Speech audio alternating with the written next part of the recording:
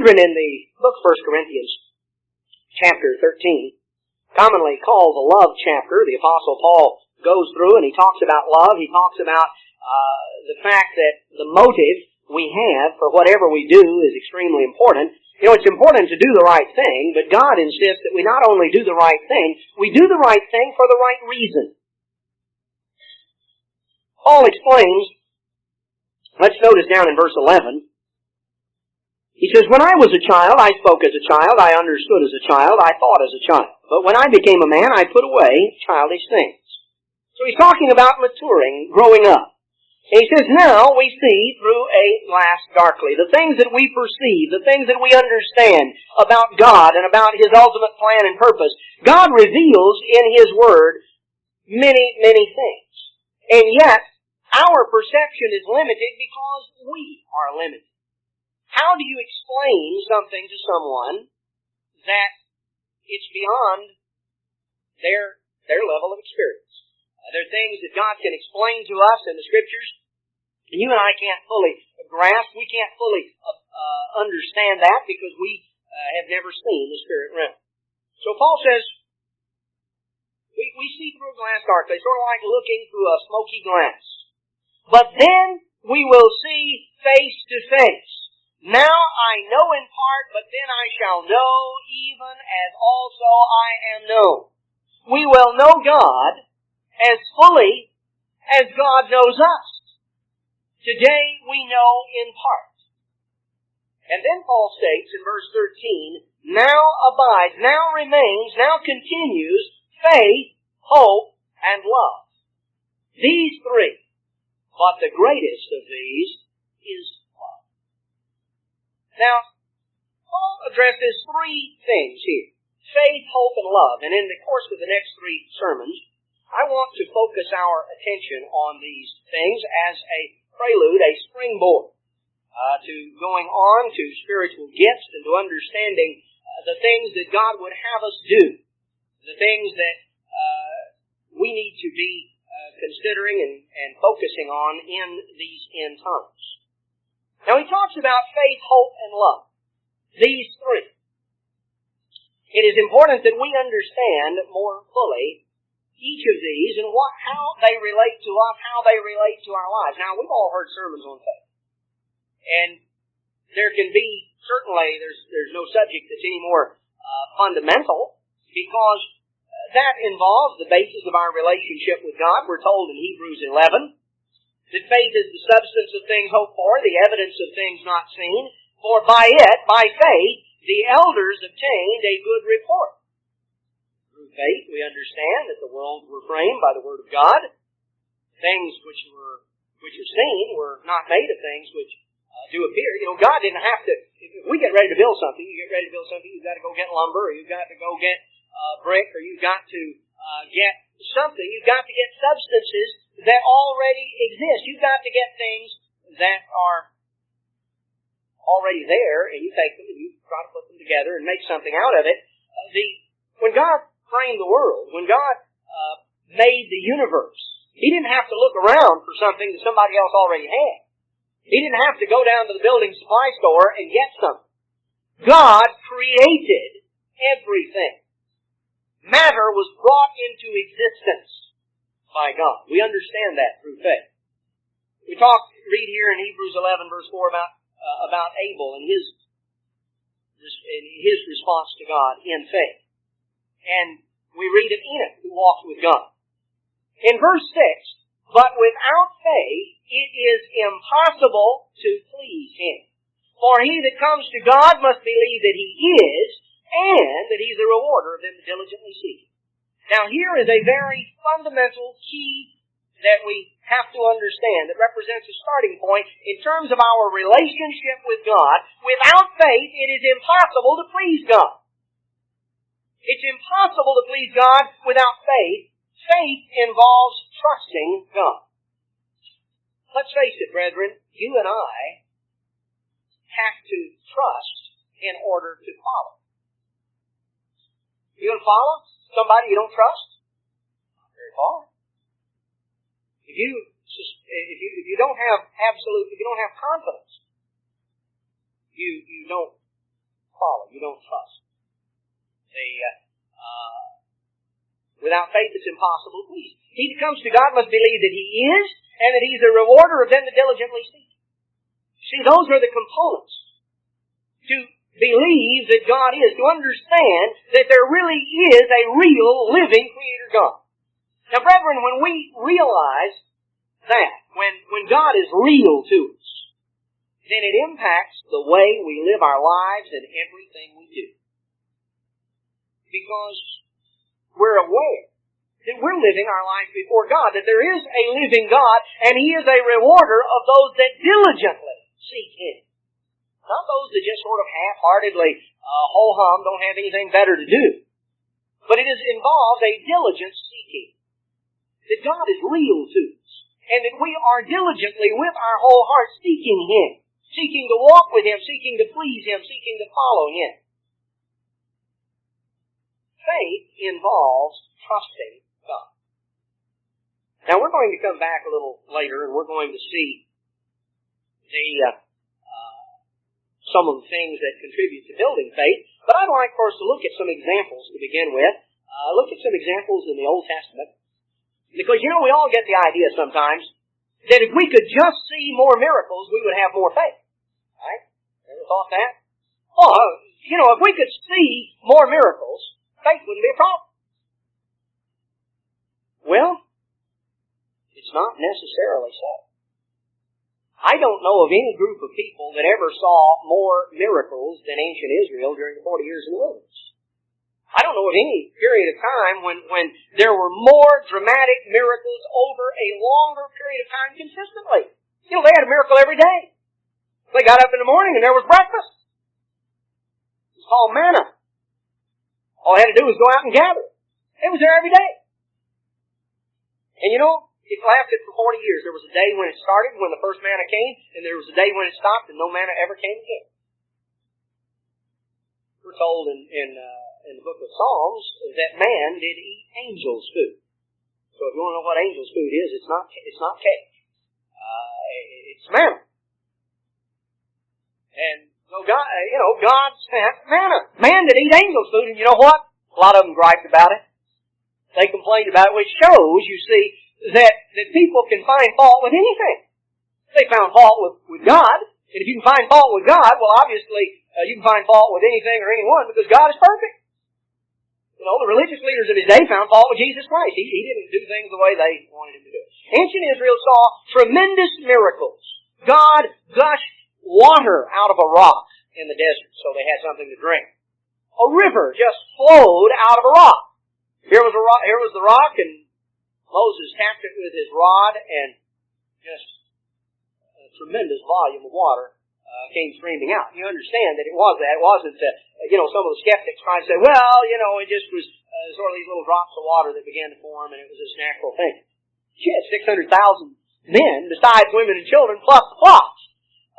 You had a gusher. I mean, it was a lot bigger than opening up a fire hydrant. You wouldn't have wanted to have been directly in front of the rock. I'll guarantee you that. When it started gushing out, and the next thing you know, you just had this river of water that was flowing out of the rock. And the rock was sitting out there. In fact, the rock was actually the one, maybe go through a Bible study on this one of these times, but I think you can prove when you put all the scriptures together that the rock was actually the physical rock they took through the wilderness all 40 years was actually Jacob's pillar stone. I'll show you that one of these days. It was later the coronation stone of ancient Israel, on which the kings of Judah, the house of David, were crowned in Jerusalem. And you go through there, it's amazing how many times that reference comes up to it when you just go through and do a study on it. But anyway, here the rock was, and the water gushed out. That was miraculous, a tremendous miracle. God, the plagues of Egypt, the opening up of the Red Sea, the parting of the Jordan River. Tremendous miracles. And yet, what was the attitude of people as they went through? You see, people can rationalize anything. And faith is a spiritual quality, a deeply spiritual quality. And therefore, for us as human beings, it's an elusive quality. We're going to talk about that a little bit later as to why that's the case. Why do we have trouble having the faith that we wish we had that we know that we need? Is there anybody that always has as much faith as they wish they had? Faith never. There's a reason why. For you and I, why that is the case. And I'll show you in a little bit. So let's look here. Let's start out in 2 Kings chapter 5. Let's look at it. Let's look at an example, because we find the way that God works. And we see the ups and downs of people and their responses to God. In 2 Kings chapter 5, verse 1, Now Naaman, the captain of the host of the king of Syria, was a great man with his master, and honorable, because by him the Lord had given deliverance to Syria. He was also a mighty man in valor, but he was a leper. He had come down with a dread disease. The Syrians had gone out by companies a little earlier, and they had brought away captive out of the land of Israel, a little maid, and she waited on Naaman's wife. So there were some captives that were brought from northern Israel, and one of them was a little girl.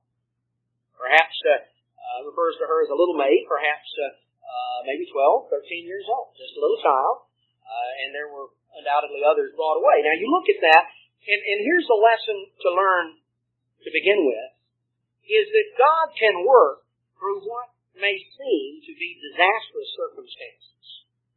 He can work something good and positive.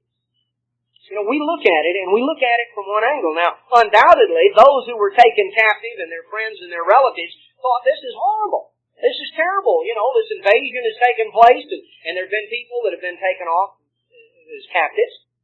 Now, this little girl had obviously was an exception to what was going on in northern Israel, because when you read the story in Kings and Chronicles, you realize that northern Israel got off the track religiously under its first king, Jeroboam, and it never, ever got back on track. There was never a righteous king of northern Israel. Some were worse idolaters than others. That was the best you could say about them, was that he's not as bad as his predecessor. But none of them were really good kings. There were some righteous kings in Judah, and there were some terrible kings in Judah. There were no righteous kings in northern Israel. And yet, again, we see that here was a family, because we're going to see a little bit about this little girl. Here was a family living in northern Israel, a nation that under its first king, Jeroboam, had set up an idolatrous shrine at Dan in the north and Bethel in the south, had put a golden calf at each place, had changed the festivals and the holy days, substituted a feast in the 8th month of his own devising for the festivals that God had given, had introduced all sorts of things in, and it got worse from there. Because Ahab brought in Baal worship, which involved every sort of depraved conduct imaginable. But you know, we understand from reading this story here in 2 Kings 5, that in the midst of all of that craziness, there were individual families who were quietly obeying God and doing what they ought to do. They weren't doing what everybody else did just because that was the way the king was. You remember, it had gotten so bad. You remember, this is the story that we're picking up here in 2 Kings 5, involves Elisha. Now, Elisha was the successor to Elijah. You remember how bad things got in the days of Elijah? And Elijah finally got to the point, he said, Lord, I'm the only one left. And God said, oh, no, you're not. There's 7,000 that haven't bowed the knee to Baal. Now, 7,000, that sounds like a big crowd until you start figuring that you're talking about a population of several million. And out of that population in northern Israel, you had 7,000 people scattered through the land that had not gone on. A very tiny handful. And God had did a tremendous work through Elijah, and Elijah was taken away, and Elisha succeeded him.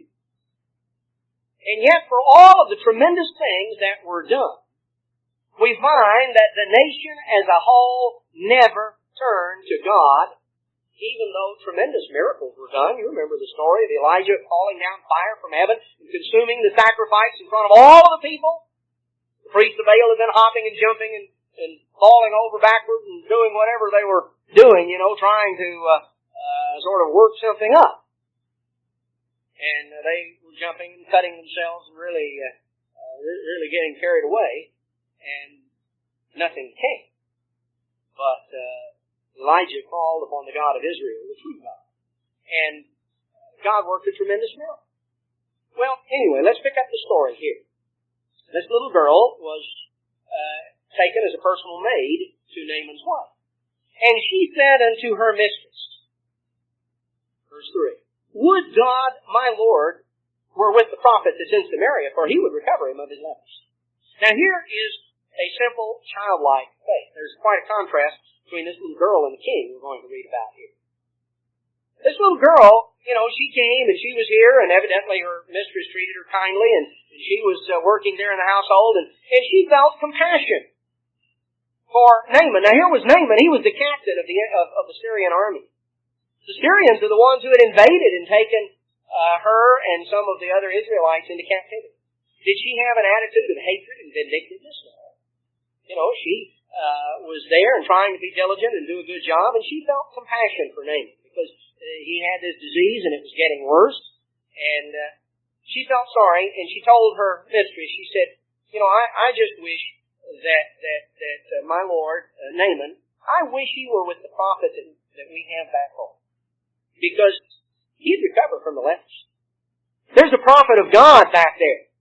Of Yahweh, the God of Israel. There's a true prophet, and my master could be healed. I know that. Now that is the kind of faith this little 12 or 13-year-old girl had. Faith is a childlike characteristic. Remember, Christ said we have to become like little children to inherit the kingdom. Children start out naturally trusting. They learn to distrust because of what they go through and what they experience, sadly. But trust is a simple, childlike characteristic. This little girl believed that her master would be healed. She had no question. Very simple, direct statement. Well, she said that, and then somebody overheard it, and they went and told Naaman, saying, Thus and thus says the maid that is of the land of Israel. See, word finally gets to the king of Syria. And the king of Syria said, because he really liked Naaman, and he felt badly because Naaman had this dread disease and was getting worse. And the king of Syria said, Well, I'll tell you what we're going to do. I'm going to send a letter to the king of Israel. Kings write to other kings, right? He wasn't going to send something to some lowly prophet. He'd go directly to the king. I'll send a letter to the king of Israel. He departed, and he took with him 10 talents of silver and 6,000 pieces of gold and 10 changes of raiment. He brought great gifts. And he brought the letter to the king of Israel, saying, Now, when this letter is come unto you, behold, I therewith sent Naaman my servant to you, that you may recover him of the leprosy.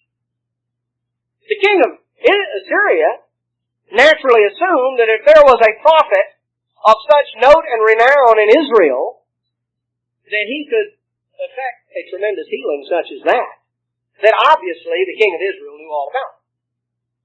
He would be the one to go to, right? Well, the king of Israel, when he heard that, he was just ready to pull his hair out. He rent his clothes, and he said, Am I God to kill and to make alive? That this man does send unto me to recover a man of this leprosy? Wherefore consider, I pray you, see how he seeks to quarrel against me. That was the way he received it. He said, all that guy's trying to do is start a war. He's trying to start a fight. He's sending this thing down here and he's expecting me to heal somebody of leprosy. Well, I can't do something like that. He's just looking for an excuse. Boy, he was upset. Well, word traveled. They didn't have telephones and they didn't have television, but they had, telepeople. All you got to do is one person tells another person and boom, it spreads. Word always spreads. It spread before we had mass communication before we had mass communications. And so it wasn't long before Elisha heard it. In verse 8, when Elisha, the man of God, heard that the king of Israel had rent his clothes and that he sent to the king, he said, Why did you rent your clothes? Let him come now unto me, and he shall know that there's a prophet in Israel. Now when you go back and read the preceding chapters of all the things that Elijah and Elisha had done, but the king of Israel really didn't have any faith. He didn't have any confidence. He was not a man that walked with God. God was not real to him. And the miracles that he had heard of previously had just sort of gone in one ear and out the other. When you read the story of this particular king, you find that he didn't change his ways after this miracle occurred either. The faith in the story was exemplified by that little 12 or 13-year-old girl. Uprooted and in a strange land, but she knew what she knew. And she had a very simple, childlike faith. And the result of that launched the great general coming down here. Well, Elisha heard, and he said, you're going to know that there's a God in Israel. So, Naaman was told, to Elisha, and so in verse 9, Naaman came with his horses and his chariots, and he stood at the door of the house of Elisha.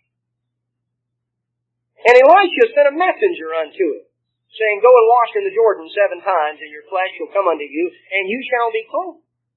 Now it was Naaman's time to be upset. Naaman was wroth. He went away and he said, I thought, he will surely come out unto me and stand and call on the name of the Lord his God and strike his hand over the place and recover the leper. Naaman had already figured out in advance how the miracle was going to occur. You ever try, sometimes we try to write the script and then God doesn't read his lines. For some strange reason. See, none of us are the script writers. God didn't appoint us the script writer. God's the one that is the script writer. And yet sometimes we try to sort of write the lines. We got it all figured out, and it would be so neat if it would just happen my way. Or maybe you never thought.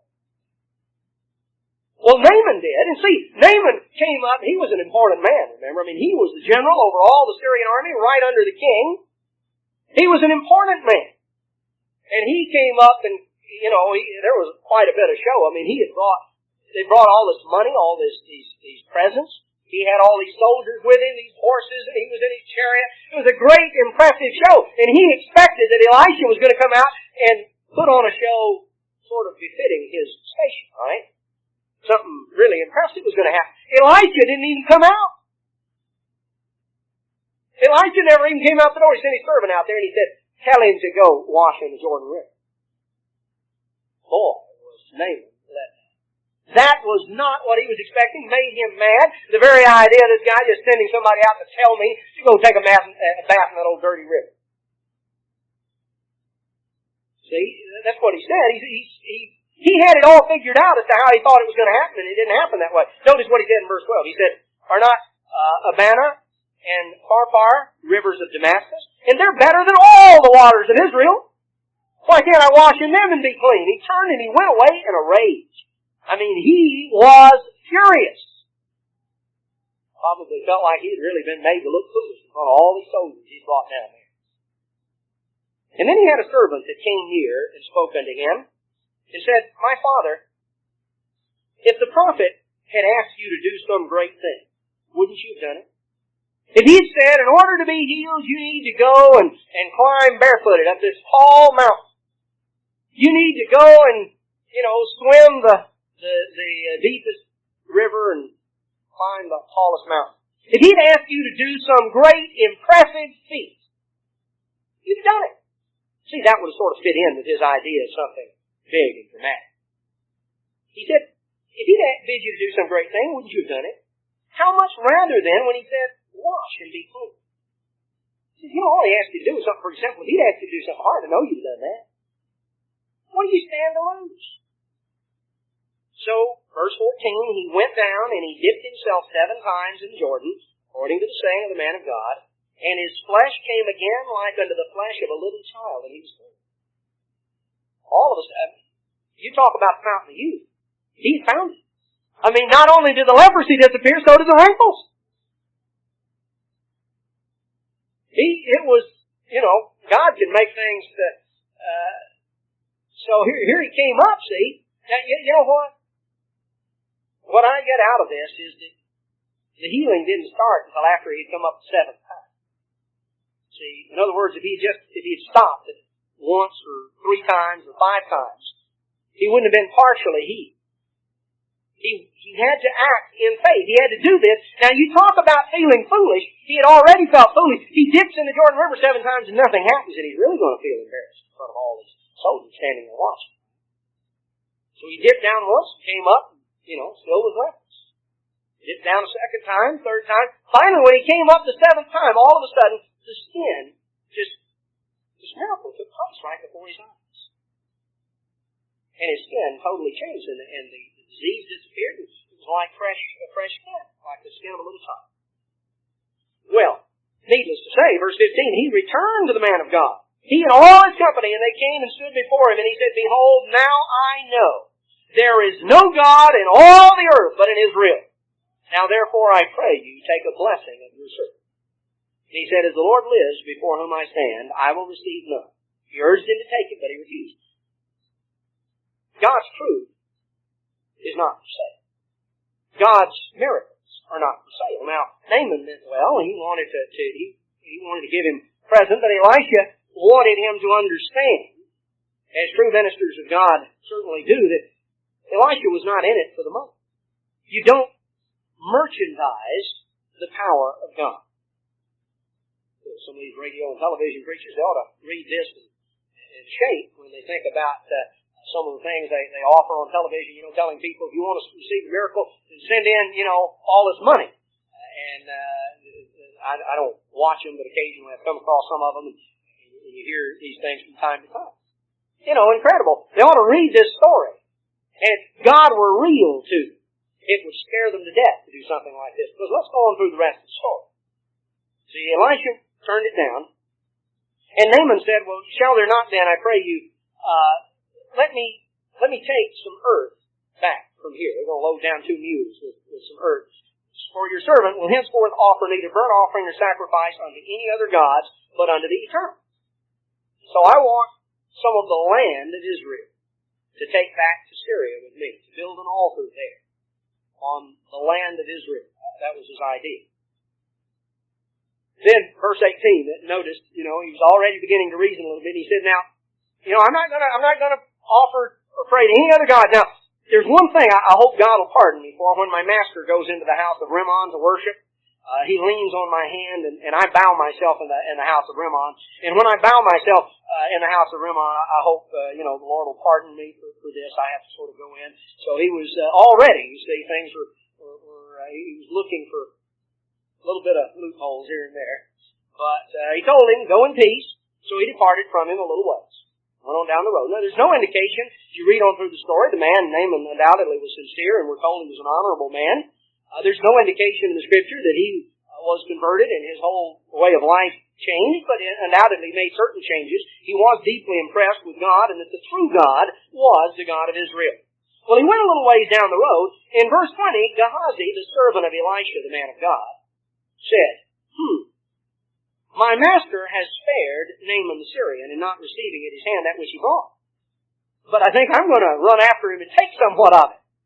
See, Gehazi was standing there, and boy, his eyes were getting big. He was looking at all that silver and all that gold, all those clothes. Man, I can't believe that Elisha's not going to take any of this stuff. Boy, that's good stuff. So he began to think. He said, Well, if he doesn't want it, I'm not going to let it go to waste. There's no reason for it to go all the way back to Damascus. He brought it down here. So Gehazi, verse 21, followed after Naaman, and Naaman saw him running after him. Boy, he was digging it up. He didn't have a horse to catch him, so he was hoping that their horses weren't going too fast. And so Naaman jumped down from the chariot and said, Well, is everything okay? And he said, Look, yeah, everything's fine, but my master had second thoughts. He said, Behold, even now there comes to me from Mount Ephraim 2 young men of the sons of the prophets. Give them, I pray you, a talent of silver and 2 changes of garments. Gehazi thought, I'm not going to try to get the whole thing, because he probably won't believe that. But, I'll get a little of it. So he makes up this story. And Naaman said, Well, look, take 2 talents, and he bound 2 talents of silver in the, he only asked for 1 talent, but Naaman said, Oh, no, go ahead and take 2. Take 2 talents. And with the 2 changes of garments, and he sent a couple of his servants back to carry them. So he came to the tower, and he took them from their hand, Gehazi did, and he bestowed them in the house, and he let the men go, and they departed. So he hid them away, and Gehazi went in and stood before his master, before Elisha. And Elisha said, Where'd you come from, Gehazi? He said, Oh, I haven't been anywhere. I just, been right out here. Verse 26, he said, I know where you went. My heart went with you when the man turned again from his chariot to meet you. Is it a time to receive money and to receive garments and olive yards and vineyards and sheep and oxen and men servants and maid servants? The leprosy, therefore, of Naaman shall cleave to you and unto your seed forever. And he went out from his presence a leper as white as snow. Now here was Gehazi, who had been with Elisha and had seen miracle after miracle. Tremendous events that had occurred.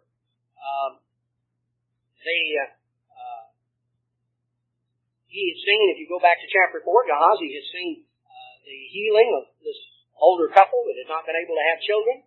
He had seen a resurrection from the dead as Elisha had raised up this little child from the dead.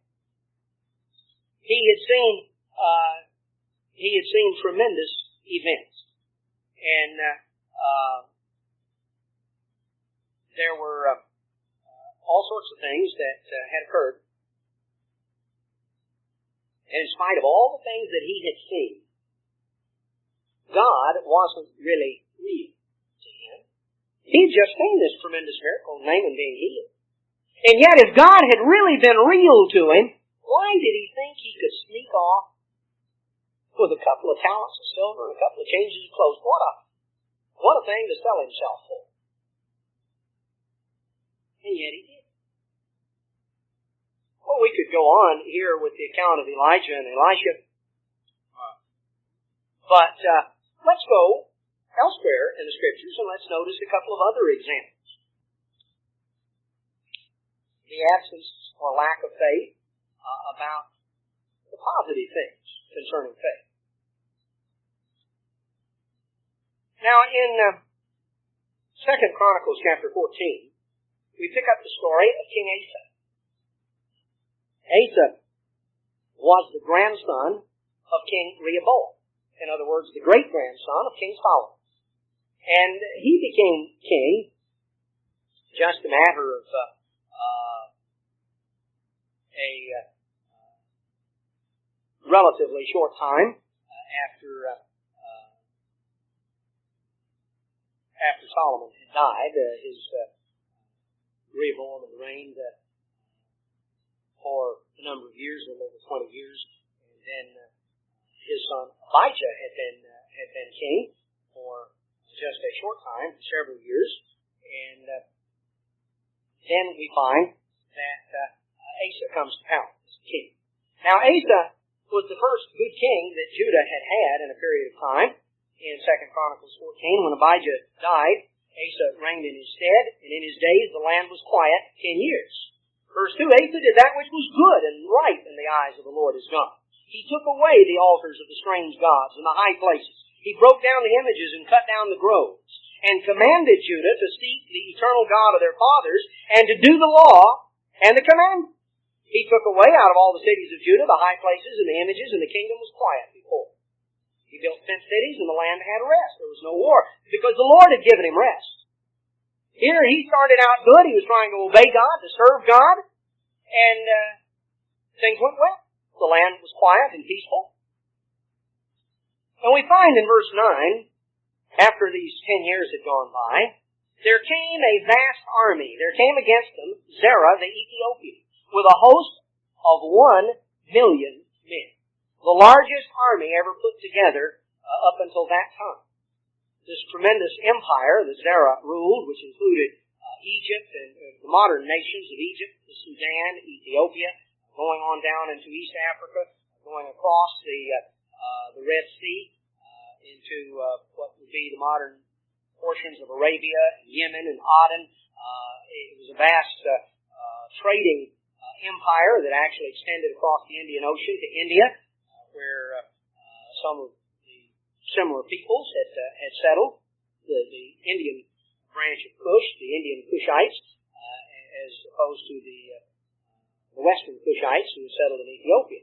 So he had this tremendous army he had put together, and he was on his way to conquer the world. He was invading the Middle East. And of course, if you're going to go north and you're going to invade up into the areas controlled by the Hittites and by in Asia Minor and by the Assyrians, you had to go through Jerusalem. That's You ever think about that? God divided to the nations their inheritance. He set the bounds of the children of Adam. Where did God choose? Where's Jerusalem? Europe, Asia, and Africa come together and meet right there in that crucial area. Jerusalem is the strategic point through which everything has to pass and go, north, south, coming across. God picked the spot that was going to be the focal point all the way down to our time and our day. It still is. Now, Zerah the Ethiopian came up and he had this huge army. Verse 10, Asa went out against him. And he brought his army out, and when Asa realized the extent of what he was facing, verse 11, Asa cried unto the Eternal his God, and he said, Lord, it's nothing with you to help, whether with many or with them that have no power. Help us, O Lord our God, for we rest on you. We're leaning on you. And in your name we go against this multitude. O Eternal, you are our God. Let not man prevail against you. Now, Asa had been a man who had put this into practice in his life. He had removed idolatrous shrines. He had sought to walk before God. Verse 12, the Eternal smote the Ethiopians before Asa, before Judah, and the Ethiopians fled. And Asa and the people were with him, pursued them to Gerar. The Ethiopians were overthrown, and they could not recover themselves. They were destroyed before the Lord and before His host, and they carried away very much slaughter. And so, verse 14, they smote all the cities around about Gerar, for the fear of the Lord came upon them, and they spoiled all the cities. There was exceeding much spoil in them. They smote also the tents of cattle, and carried away sheep and camels in abundance, and returned to Jerusalem. So God gave a tremendous victory. Asa was overwhelmed when he saw the magnitude of the problem. First he thought, well, he could maybe handle it. See, he had got his army together. He went out there and he realized there was no way. And he went to God. And he put it in God's hands and he besought God. And he said, God, you're not limited. Just because it's not, you think it's any harder for God to take care of 1 million men than it would be to take care of 10 or 15? You think somehow God, He can handle the little things, but He has to sort of work His way up to the big stuff? Asa was overwhelmed. He put it in God's hands. God worked a tremendous miracle. Now, chapter 15, verse 1, the Spirit of God came upon Azariah, the son of Oded. And he went out to meet Asa, and he said unto him, Hear you me, Asa, and all Judah and Benjamin. The Lord is with you while you be with Him. And if you seek Him, He will be found of you, but if you forsake Him, He will forsake you. This is a very key thing. God will be with us while we are with Him. If we seek Him, if we're looking, we will find. But if we forsake God, God will forsake us. Verse 3, now for a long season Israel had been without the true God, without a teaching priest, without law. When they in their trouble did turn unto God, the Lord God of Israel, and sought Him, He was found of them. In those times there was no peace to him that went out, nor to him that came in. Great vexations were upon all the inhabitants of the countries. Nation was destroyed of nation, city of city, for God had vexed them with all adversity. Be you strong, therefore, and let not your hands be weak, for your work shall be rewarded. Asa heard these words in the prophecy of Oded. He took courage. He put away the abominable idols out of all the land of Judah and Benjamin, and out of the cities he had taken from Mount Ephraim. He renewed the altar of the Eternal. It was before the porch of the Eternal. He gathered all Judah and Benjamin and the strangers with him out of Ephraim and Manasseh and out of Simeon, for they fell to him out of Israel in abundance when they saw that the Eternal his God was with him. So they gathered themselves together at Jerusalem in the 3rd month, in the 15th year of the reign of Asa. This is at the time of Pentecost. Pentecost comes in the beginning of the 3rd month. They offered unto the Eternal the sacrifices, verse 12. They entered into a covenant to seek the eternal God of their fathers with all their heart and with all their soul. They renewed the Sinai covenant right here at the time of Pentecost, the anniversary of that. A tremendous time of revival and renewal. God had worked a great miracle and had delivered His people. And so Asa was all stirred up, and he was encouraged, and God's prophet had come and admonished him, and Asa was stirred up. And he really began to get serious with these things. And there were others, people in Judah and Benjamin, but even some of the ones from northern Israel. They could see where God was working, and they wanted to be part of that. So they came and they renewed the covenant. Verse 15, all Judah rejoiced at the oath, for they had sworn with all their hearts, and sought him with their whole desire, and he was found of them, and the Lord gave them rest round about. And verse 19, there was no more war unto the 35th year of the reign of Asa. Now in the 36th year of Asa's reign, the king of Israel came up against Judah. And he built Ramah, to the intent that he might let none go out or come in to Asa king of Judah. He built it's sort of like the Berlin Wall of the day. You see, there was a trickle of people from Israel coming down to Judah because Judah was being blessed. Judah was being blessed. People were wanting to come down there. And Baasha said, I'm going to put a stop to this. I'm going to build a fortress right here that guards the main road. I'm going to put a stop to these people coming down here and going to Asa. Well, Asa, when he heard about that, verse 2, brought out silver and gold out of the treasures of the house of the Lord and the king's house, and he sent to Ben-Hadad, king of Syria, that dwelt in Damascus. And he said, hey, old buddy, we've got a league between us going way back, and what I'd like for you to do, I'm sending you a present, the silver and gold, and I know you've already got a treaty with Baasha, the king of Israel. And what I want you to do is break that treaty and come help me, and we'll chase him out, because he's making incursions into my territory. You don't want him to get too strong. Ben-Hadad hearkened unto Asa, sent captains of his armies to the kings of Israel, or the cities of Israel, and smote Ijon and Dan and Abel-Maim and all the store cities of Naphtali. And when Baasha heard that, he had to quit working on Ramah and go up there to fight against the Syrians. And Asa, verse 6, took all Judah, and they carried away the stones of Ramah and the timber that Baasha had been building. Now, verse 7, Hananiah, the seer, came to Asa, king of Judah. And he said unto him, because you have relied on the king of Syria, and not relied on the eternal your God, therefore is the host of the king of Syria escaped out of your hand. Weren't the Ethiopians and the Lubim a great host, with very many chariots and horsemen? Yet because you did rely on the eternal, he delivered them into your hand. For the eyes of the eternal run to and fro throughout the earth. Do we really grasp the reality of this in verse 9?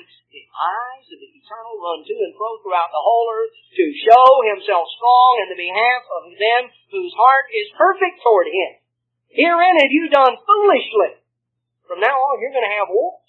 You, king, made a foolish decision. You've already seen God's intervention. This had been about 20 years earlier when God had intervened and wiped out this tremendous army of the Ethiopians. Now, Asa's confronted with a problem, but you see, he thinks this is one he can handle. See, the Syrians weren't going to help him with a 1,000,000-man army. But now all he's got to contend with is his neighbor to the north. And so he decides, well, I'm going to take some money and I'm going to hire the king of Syria. God said, you've made a foolish choice. You are entangling yourself in a political alliance with the king of Syria. And he is a crafty fellow, and he's going to wind up taking advantage of you and the nation. You didn't ever have to get involved in something like that. Why didn't you trust God? And nobody likes to get correction. And kings generally like to get it less than most everybody else. And they can generally get away with not taking it. Because see, who wants to come to the king and tell him, buddy, you have made a big mistake and you're a serious fellow? I mean, you don't talk to the king that way, right? So, verse 10, Asa got mad. He was wroth with the seer. He put him in the prison house. He was in a rage with him because of this thing. And Asa oppressed some of the people at the same time. Asa got in a terrible attitude. Now, here was a man who had started out, he was trusting God, he was obeying God, he saw a tremendous miracle take place. But 20 years had elapsed. Brethren, one thing we have to understand, the flesh is not naturally consistent. As long as we're human beings, as long as we're physical, you don't just naturally maintain a spiritual life. Oh, you can go through an incident and be filled with faith, filled with zeal. But the natural tendency of human beings is things sort of taper off. We get over the excitement of the moment, And things sort of settled down and become dull and routine. And Asa had sort of gotten on with life. And yes, this had been a great event in his life. This had been a tremendous thing. But it was a long time ago. And now, when he got corrected over this mistake, he was furious. He was going to show people who was in charge. So he threw the prophet in jail. He began to be hard on people. Now, 3 years later, verse 12, in the 39th year of his reign, Asa was diseased in his feet. And it became worse and worse. In his disease, he sought not to the eternal, but to the physicians. And Asa slept with his fathers, and he died in the 41st year of his reign. You know, Asa had locked the prophet up in prison. I guess he'd have been sort of embarrassed to have to call and say, "Would you please come and anoint me and pray for me?" And so, he just said his mind, I'll just go him. I'll take care of this. Well, he suffered, and finally he died. Sort of a sad story. And yet, a story that tells us something about faith. That there is a need for consistency because we face a crisis in our life. But it's not just a one-time thing. Life goes on. And we will face other circumstances, maybe not quite as dramatic as this one special event, but we will face other circumstances. A relationship with God is something that has to be nurtured and tended. Have you ever noticed, God teaches us things by even the simplest things, even the way He designed the creation. Have you ever noticed if you plant a garden, you've got to take care of it? If all you want is weeds, just sit back. You don't have to do anything. You ever see anybody out, having to pluck out the flowers so their weeds would grow? It doesn't happen. You don't have to go in and, keep pulling out the tomato plants because they're choking your weeds out. It's that way in life. A relationship with God has to be nurtured. It has to be tended. Weeds just grow. It doesn't take any particular effort on your part. We can all go downhill. See, it's easy. You can run out of gas. And if you're headed downhill, you put it in neutral, you can go downhill. It's just climbing the next one that gets to be a problem. Now, that's the way it is in life. Asa did not nurture and tend his relationship. Asa started out with good intentions. He acted on those intentions. Went through a great dramatic intervention of God in his life. Was bolstered and encouraged in his faith. Really got zealous for a while. And then time went by. And the routine ins and outs of life. And at a later point in his life, he was confronted with problems. Made a wrong choice. Then when he was corrected, got mad. And then things really went worse. You see, if Asa had responded in a repentant attitude, God is merciful. If Asa had responded in a repentant attitude, this didn't have to happen. But you see, Asa was going to show who the boss was. And he found out. Now we could go on there. Let's take one other example as we come on back in Second Chronicles a little further. Let's come back to the time of King Hezekiah. We'll pick it up in Second Chronicles 29.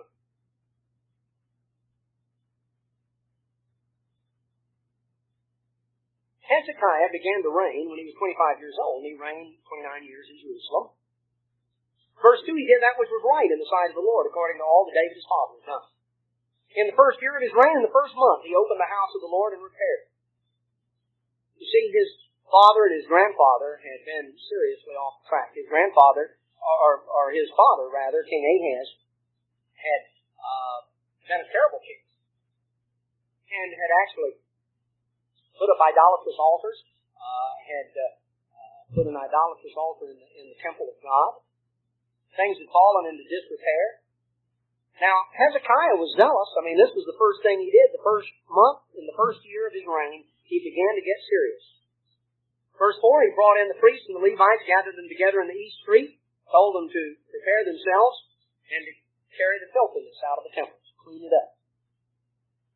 It says, our fathers have trespassed, done that which was evil in the eyes of the Lord our God. They've forsaken Him, turned away their face from the habitation of the Lord, and turned their backs. They shut up the doors of the porch, put out the lamps, haven't burned incense or offered burnt offerings in the holy place unto the God of Israel.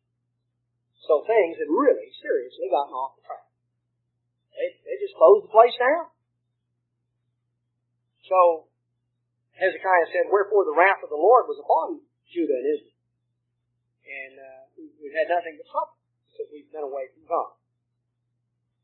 Verse 10, it is in my heart to make a covenant with the Lord God of Israel, that His fierce wrath may turn away from us.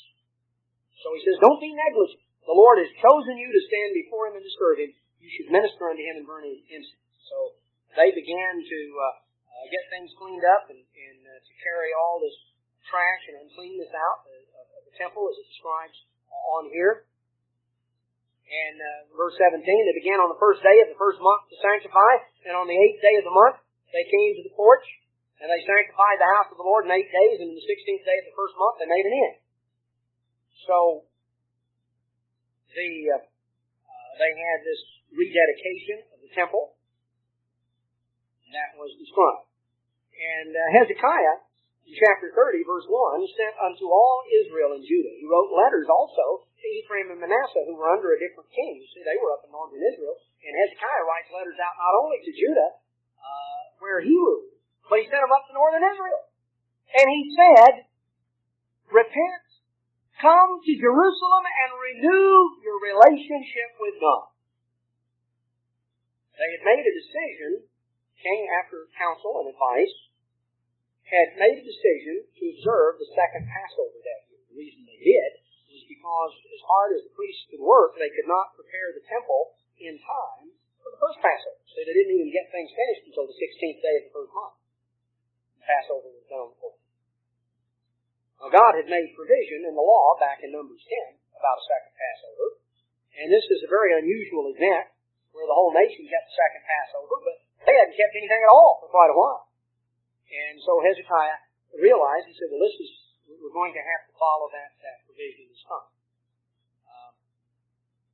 So the decree went out in verse 5, and they sent word out from Beersheba down in the south of Judah to Dan, way up in the north of Israel.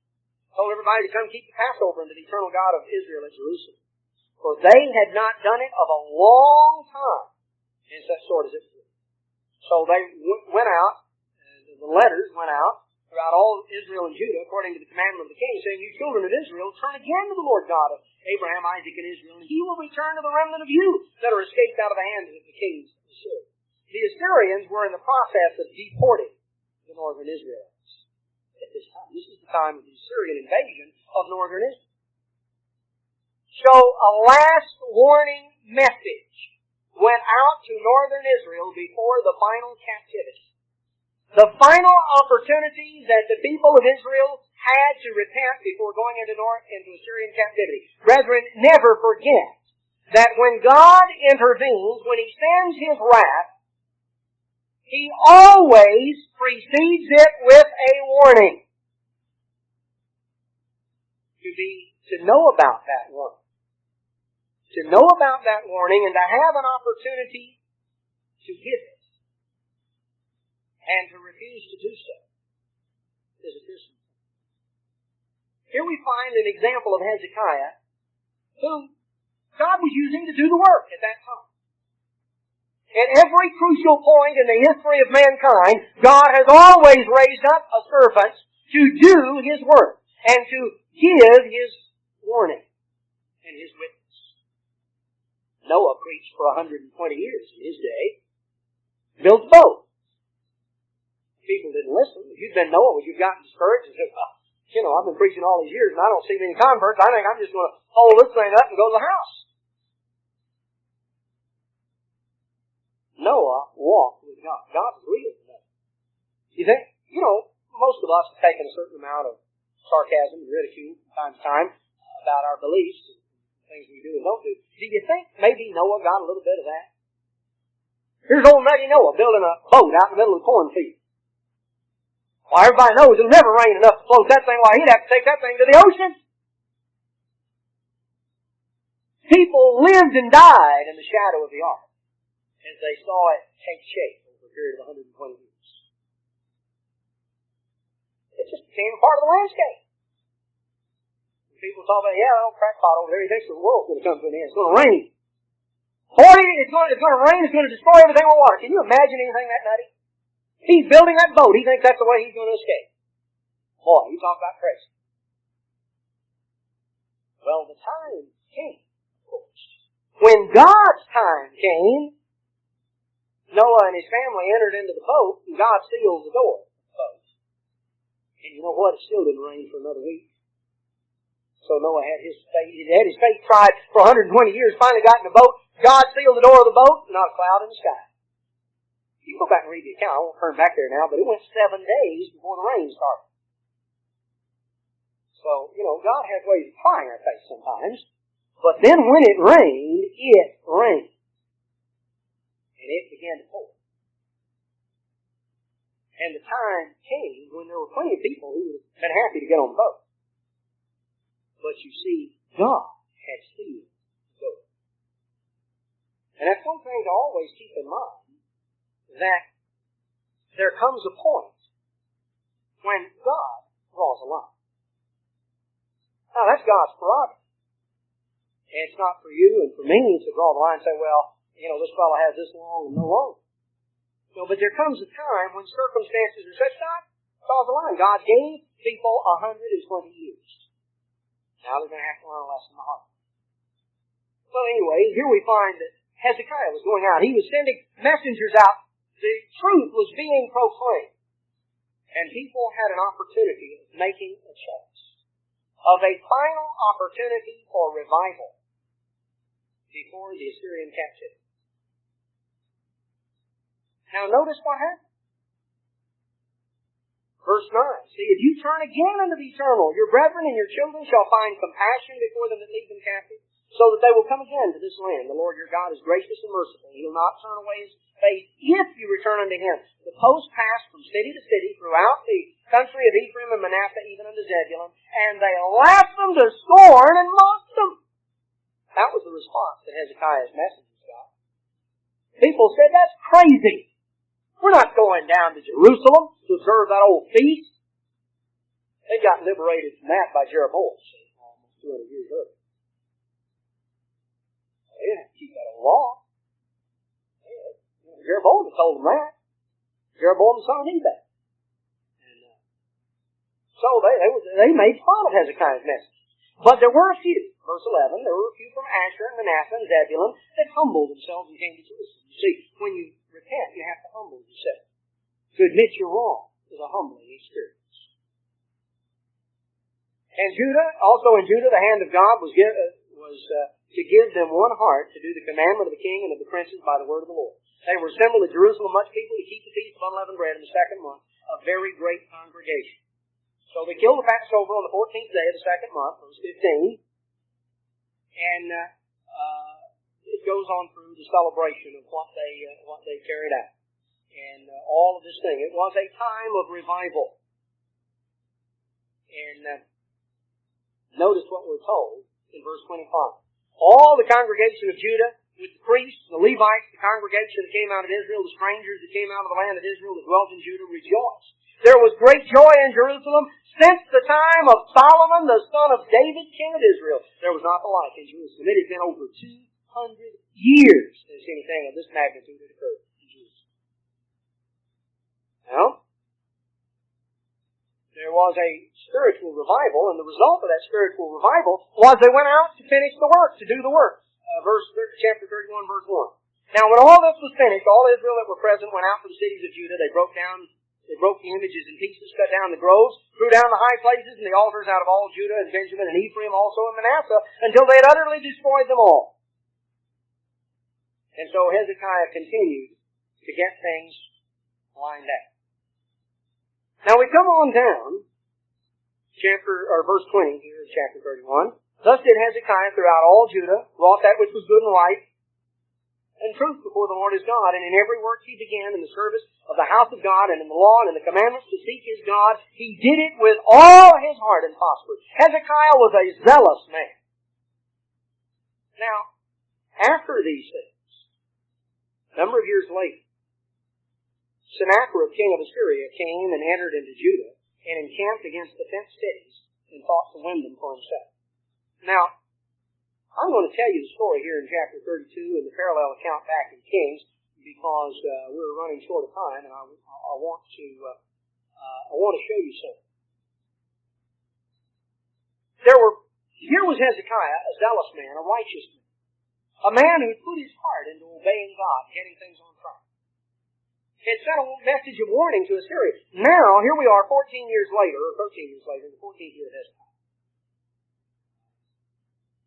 That Sennacherib, king of Assyria, came up against the cities of Judah. He had finished off Israel. Now he invaded Judah, and as you read the story, he came in and he conquered all the cities of Judah, and he encircled Jerusalem. And he set a demand that Jerusalem surrender. Now, that could be sort of discouraging. Here was Hezekiah, a man who trusted God and tried to do what was right, and the Assyrians started invading. They come on down through northern Israel, and now they began to come into Judah. You think Hezekiah prayed about it? Sure he did. He sought God for intervention. And the Assyrian army kept coming and kept coming. They conquered everything. They passed through the whole land. Now they surrounded Jerusalem. And they sent an ultimatum that this was mentioned in 2 Kings 18:13, parallel account, 14th year of Hezekiah. And so we find that as the Assyrians had come in, and on down through chapters 18 and 19, that it tells about the Assyrians as they surrounded Jerusalem. They had this huge army of about 185,000 men. That's mentioned in 2 Kings 19:35. They surround Jerusalem and they demand surrender. And they try to demoralize the people.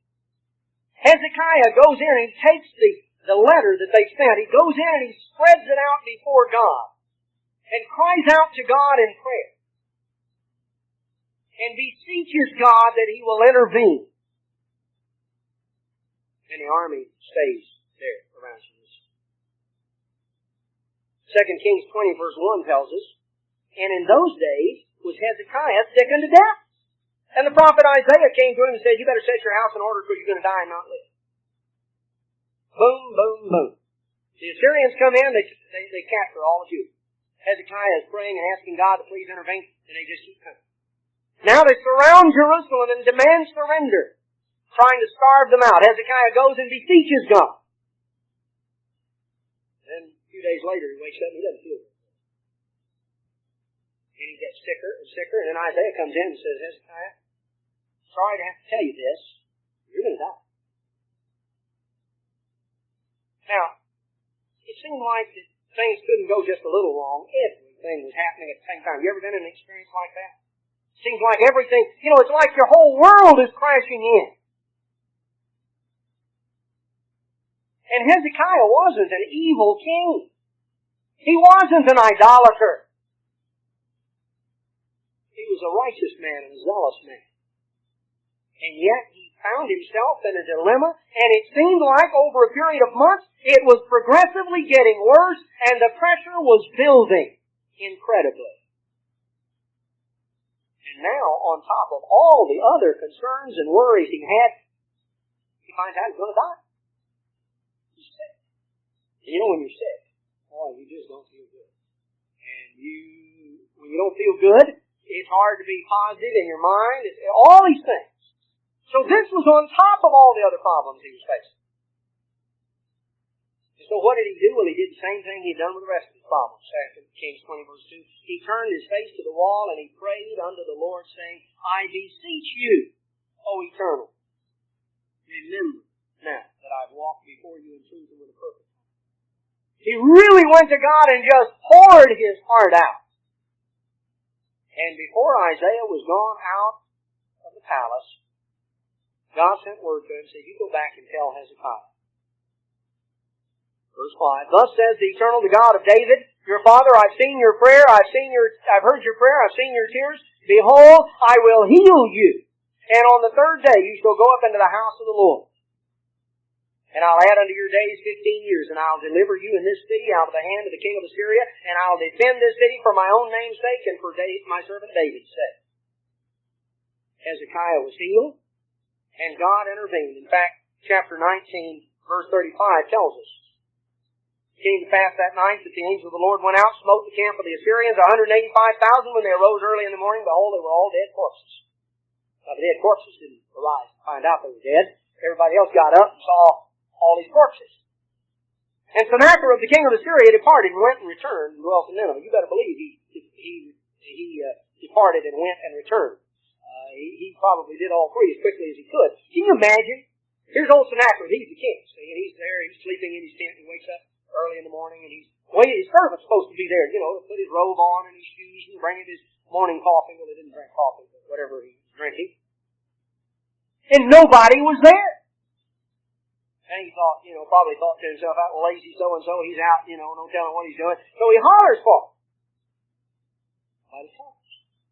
About this time, he's really getting seen, because he's king, and people are supposed to hop when he says hop. He's got soldiers guarding the door of his tent, servants. And he hollers a time or two, and nobody comes. So about that time, he comes stomping out of bed, sticks his door out of the head of the tent, ready to chew on somebody. And the ground is littered. Says he departed and went and returned to Nineveh. You better believe he hopped the first horse he could find, and I bet he didn't let his shirt tail touch his back until he got back there. He was ready. He didn't know what had happened, but he wasn't going to stay around to find out. But we read the account, and it seems simple, and it is simple because faith is a simple thing in a complex world. But here you read the story of Hezekiah. And you read, here was a man who obeyed God, who served God, who was consistent as much as he could humanly be, his relationship with God.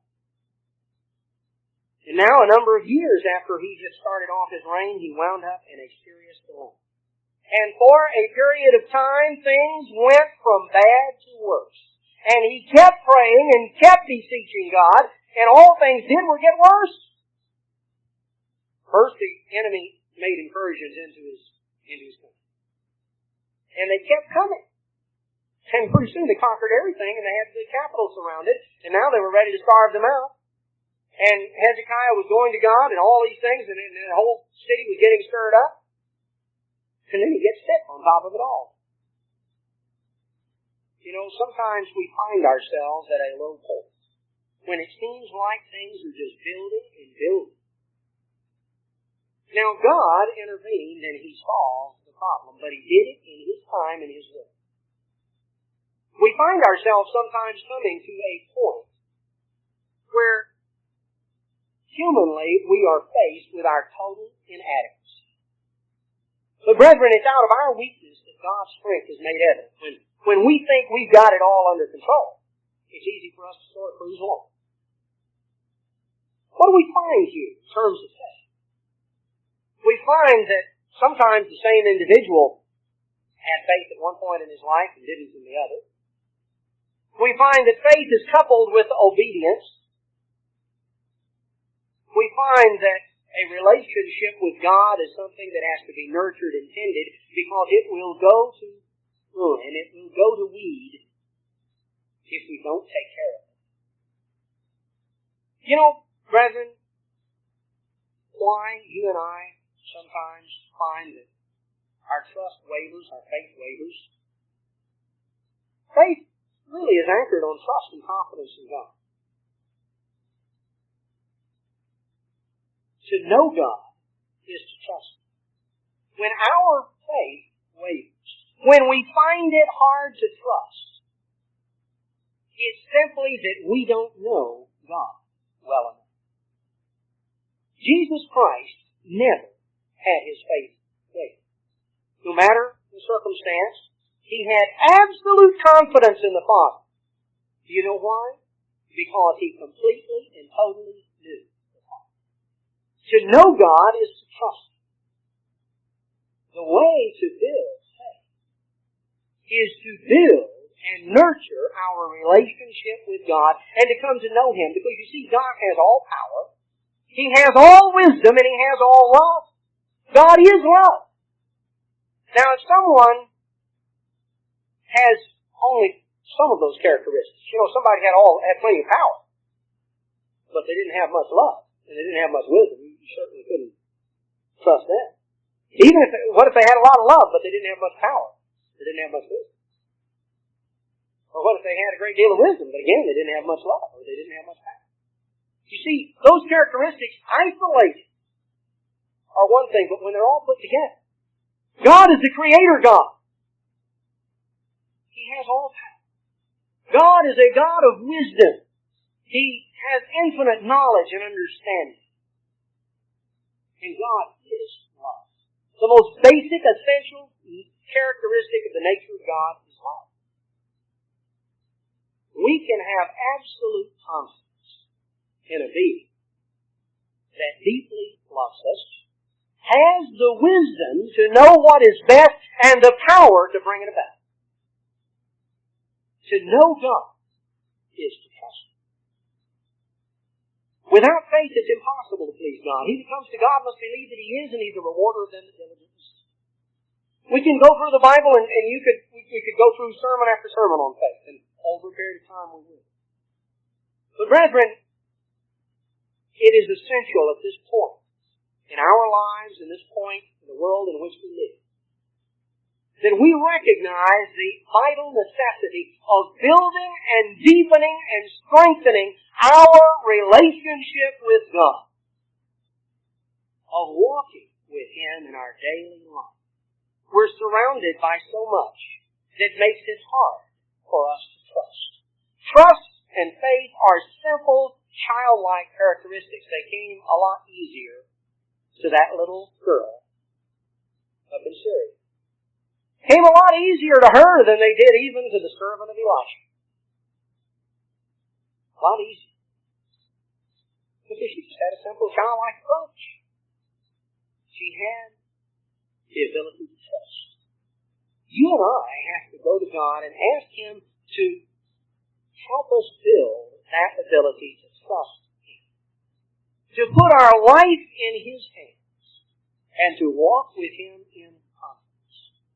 The things that we're going to face and encounter and go through over the years ahead of us, the key to going through, to surviving the trials and the adversities we face, the key ultimately comes back to having that faith and that confidence in God.